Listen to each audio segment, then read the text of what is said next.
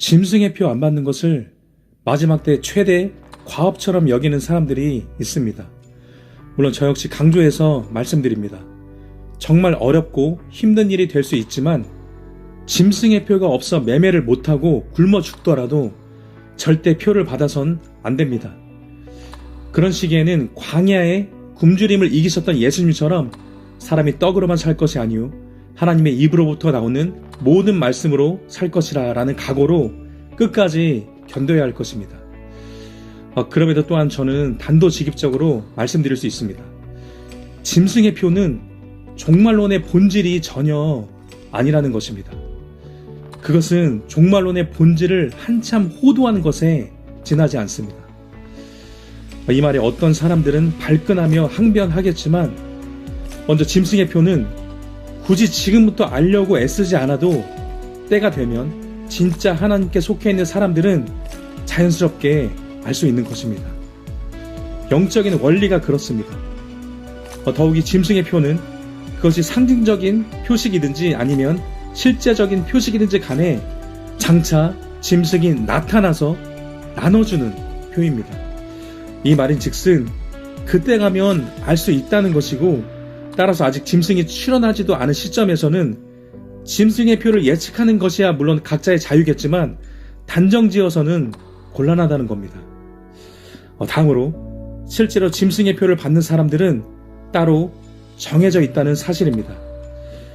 즉 그런 사람들은 단지 얼떨결에 깜빡 속아서 표를 받는 사람들이 아닙니다. 그 이전에 본질적으로 생명책에 그 이름이 기록되지 않은 사람들이 다 짐승의 표를 받게 된다는 것, 이것을 꼭 기억하셔야 합니다. 제가 보니까 많은 사람들이 이 부분을 간과하고 있습니다. 하지만 짐승의 표를 누가 받을 것인가, 또 어떻게 하면 안 받을 수 있는가, 이것은 생명책 사상, 곧 구원론의 관점에서 풀어내야 한다는 것입니다. 요한계시록 13장 8절입니다. 죽임을 당한 어린 양의 생명책에 창세 이후로 이름이 기록되지 못하고 이 땅에 사는 자들은 다 그 짐승에게 경배하리라. 요한계시록 14장 11절 하반절입니다. 짐승과 그의 우상에게 경배하고 그의 이름표를 받는 자는 누구든지 밤낮 쉼을 얻지 못하리라 하더라. 보신 바와 같이 짐승의 표는 얼떨결에 속아서 받는 무언가가 아니라 그 이전에 먼저 짐승에게 경배하는 자발적인 의지가 선행된 다음에 그 표를 받는다는 것을 잘 이해하셔야 합니다. 그리고 여기서 중요한 것은 이런 사람들은 전부 다 생명책에 이름이 기록되지 못한 사람들이라고 분명하게 말씀하고 있다는 사실입니다. 그런데 여러분, 생명책에 이름이 기록되는 사람들이 누구입니까? 한마디로 구원받은 사람들입니다. 그러면 반대로 생명책에 이름이 기록되지 않은 사람들은 누구입니까? 구원받지 못한 사람들이라는 것입니다. 그러면 또한 구원받은 사람들은 어떤 사람들입니까? 그런 사람들은 중심으로 진실하게, 신실하게 하나님께 속해 있는 사람들인 것입니다. 반면에 구원받지 못한 사람들은 어떤 사람들입니까? 불신자들을 포함하여 교회 안에 있지만 가짜로 하나님께 속해 있는 사람들인 것입니다. 자, 여기까지 잘 이해하셨다면, 그렇다면 종말을 잘 준비하기 원하시는 분들은 다음과 같은 결론에 이르셔야 할 것입니다. 그것은 바로 종말론의 본질은 짐승의 표가 아니라 결국 복음이라는 것입니다. 즉 종말론의 본질은 단지 짐승의 표가 아니라 참된 구원을 가능하게 하여 진짜 하나님께 속하게 만드는 참된 복음이라는 것입니다. 한마디로 가장 탁월한 종말론은 가장 성경적인 복음이라는 것입니다. 바로 이 참되고 성경적인 복음만이 사람들로 하여금 생명책에 그 이름을 올리도록 만들어주기 때문입니다. 여러분, 초대교회 성도들은 속히 예수님께서 재림하실 것처럼 소위 재림의 소망 가운데서 신앙생활을 했습니다. 그들은 짐승의 표에 집중하지 않았습니다. 다만 사도들이 전해준 참된 복음 안에서 그저 자신들의 구원에 집중했습니다. 여러분, 바로 이것이야말로 장차 적그리스도가 나타나더라도 그가 나눠주는 짐승의 표를 안 받을 수 있는 신앙의 본질이라고 저는 분명하게 말씀드릴 수 있습니다. 짐승의 표는 생명책에 기록되지 못한 모든 사람들이 다 받는 것이고, 반대로 생명책에 기록된 모든 사람들은 절대 안 받는 것이 바로 짐승의 표이기 때문입니다. 한 걸음 더 나아가서, 그럼 진정으로 하나님께 속한 사람들은 어떻게 적그리스도, 곧 짐승을 알아볼 수 있을까요? 먼저는 그를 알아봐야지 그가 나눠주는 짐승의 표도 거부할 수 있지 않겠습니까? 제가 믿기로 그 열매를 통해 알아보게 될 것입니다. 그들의 열매로 그들을 알지니. 또한 짐승이 감히 서지 못할 거룩한 곳에 선 것을 보고 그를 알아보게 될 것입니다.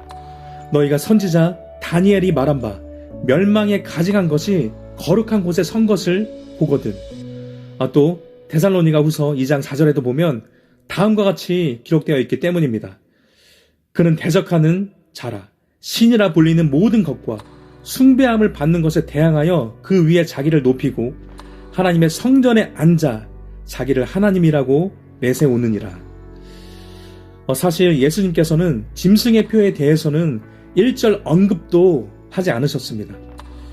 왜냐하면 먼저 이런 식으로 짐승, 곧 적그리스도를 분별하여 알아보면 그가 나눠주는 표와 그 표의 영적인 의미 또한 어렵지 않게 분별할 수 있을 것이기 때문입니다. 그렇기 때문에 꼭 기억하셨으면 합니다. 짐승의 표를 받는 사람들은 따로 있습니다. 그런 사람들은 생명책의 이름이 기록되지 않은 사람들이라는 것입니다. 즉 구원받지 못한 사람들입니다. 즉 하나님을, 예수님을 중심으로 거절한 사람들인 것입니다. 단지 깜빡 속아서 얼떨결에 짐승의 표를 받아서 멸망하는 게 아닙니다. 반드시 아셔야 할 것은 그런 사람들은 짐승의 표를 받기 전에 먼저는 주님을 자기 마음에서 사실상 거절하는 그런 영적 상태가 선행된 사람들이라는 것입니다. 그것이 바로 이른바 생명책 사상이고, 또한 그것이 바로 생명책의 이름이 기록되지 않은, 곧 구원받지 못한 사람들의 근본적인 특징이기 때문입니다. 이것은 칼빈주의나 알미니우스주의나 마찬가지입니다. 물론 또한 저는 감히 잘 알고 있습니다. 당연히 이 중에는 자신을 철석같이 그리스도인이라고 여기는 사람들도 많을 것입니다.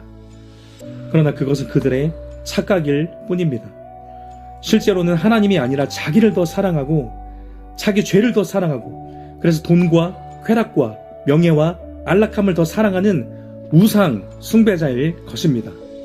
그러면서도 평안하다, 안전하다, 나는 천국이 확실하다라고 장담하는 그런 사람들이라는 것입니다. 그리고 이것의 가장 주된 이유는 그들이 비성경적인 잘못된 복음 안에서 신앙생활을 하고 있기 때문일 것입니다. 바로 이런 사람들이 하나님 반대편에 서 있으면서도 하나님께 자신이 속해 있다고 착각하면서 짐승의 표를 받게 될 것입니다. 바로 이어서 이제 그렇다면 도대체 교회 안에서 그 많은 사람들은 왜 그렇게 잘못된 복음을 철석같이 믿고 받아들여서 가짜 신앙생활을 하다가 결국 짐승에게 절하고 표를 받고 멸망하게 되는 것일까요? 저는 그것을 다음 두 가지 서로 연결된 원인들 때문이라고 말씀드리기 원합니다. 첫 번째로 그들은 진리를 사랑하지 않는 사람들이기 때문입니다. 마태복음 24장 4절에서 5절. 예수께서 대답하여 이르시되 너희가 사람의 미혹을 받지 않도록 주의하라. 많은 사람이 내 이름으로 와서 이르되 나는 그리스도라 하여 많은 사람을 미혹하리라. 이처럼 예수님께서는 사람들이 적그리스도를 따르는 상황을 가리켜서 미혹이라고 말씀하셨습니다. 즉 미혹된 사람들이 이 짐승의 표를 받게 된다는 것입니다. 그런데 여러분, 이 미혹이라는 것은 그냥 이유 없이 당하는 게 아닙니다. 그렇게 속아 넘어가는 데에는 근본적인 원인이라는 게 있습니다. 이에 대해 성경은 다음과 같이 말씀합니다. 진리를 사랑하지 않는 사람들이 그렇게 속아서 멸망하게 된다고 분명히 경고합니다. 데살로니가 후서 2장 10절. 악한 자의 나타남은 사탄의 활동을 따라 모든 능력과 표적과 거짓 기적과 불의의 모든 속임으로 멸망하는 자들에게 있으리니 이는 그들이 진리의 사랑을 받지 아니하여 구원함을 받지 못함이라. 세번역 성경은 10절 하반절을 다음과 같이 더 매끄럽게 번역했습니다. 그것은 멸망을 받을 자들이 자기를 구원하여 줄 진리에 대한 사랑을 받아들이지 않기 때문입니다. 이처럼 진리를 사랑하지 않는 것, 그래서 구원받지 못하여 생명책에 기록되지 못한 것이 바로 적그리스도를 따르고 그 표를 받아서 멸망하게 되는 근본적인 원인이라고 말씀드리기 원합니다. 참고로 저는 지금 활동하는 공산주의의 영, 동성애의 영을 분별 못하고 동정하는 기독교인들이 과연 장차 적그리스도의 영을 분별할 수 있을지 의문이 듭니다. 저는 이 또한 진리를 사랑하지 않는 것이 그 원인이라고 진단합니다. 진리를 사랑하여서 그 진리에 자기 생각을 사로잡아 복종시켜야 하는데 자기 생각을, 자기 사상을 진리보다 더 높이기 때문일 것입니다. 계속해서 제가 아는 교회 안의 현실을 조금만 더 말씀드리면 이렇습니다. 실제로 많은 사람들이 진리를 사랑하지 않습니다. 단지 저의 짐작이 아니라 제가 오랜 시간 광범위하게 직접 겪고 보고 들은 그대로를 말씀드리는 것입니다. 또 그렇지 않은 훌륭한 교회들도 당연히 있지만 또한 정말 많은 교회들, 많은 목회자들이 무엇이 정말 하나님의 진리인지에 대한 진지한 씨름을 하지 않습니다. 그러나 목회자의 가장 큰 사명 중 하나는 진리의 말씀을 옳게 분별하는 것입니다. 디모데후서 2장 15절입니다. 너는 진리의 말씀을 옳게 분별하며 부끄러울 것이 없는 일꾼으로 인정된 자로 자신을 하나님 앞에 드리기를 힘쓰라. 이 구절에서 옳게 분별하여 라는 말은 헬라 원문에 보면 문법상 분사의 형태로 되어 있습니다. 복잡한 설명 빼고 핵심만 말씀드리면 진리의 말씀을 옳게 분별하는 것이 하나님 앞에서 부끄러울 것이 없는 일꾼으로 인정되는 것과 직접적인 관련이 있다는 뜻이 됩니다. 따라서 이것을 바꿔 말씀드리면 이렇게 됩니다.